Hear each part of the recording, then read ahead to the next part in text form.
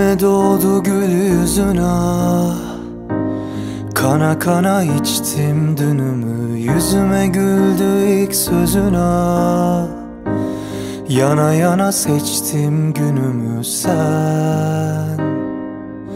Yanımdayken o tozlu yollar aşka gider. Ah sen,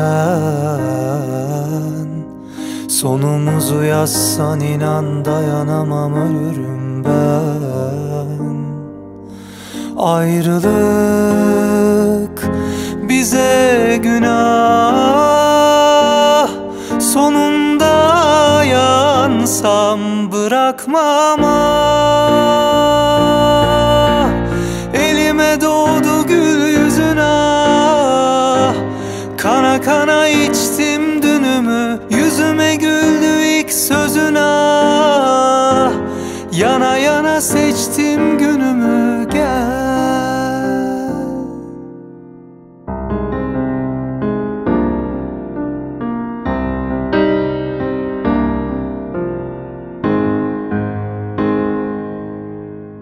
Aradı durdu gözlerim ah.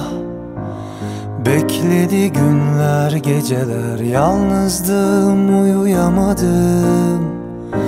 Düğüm düğüm oldu heceler sen.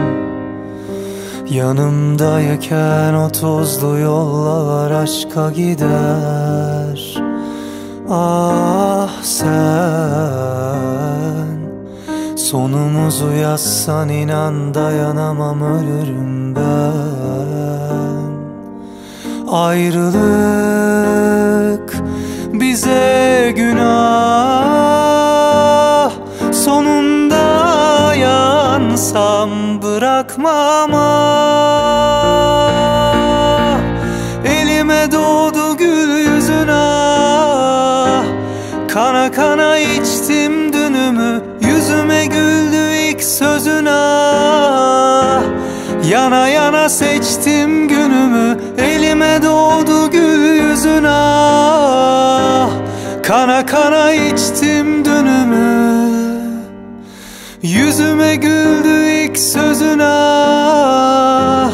Yana yana seçtim günümü, gel.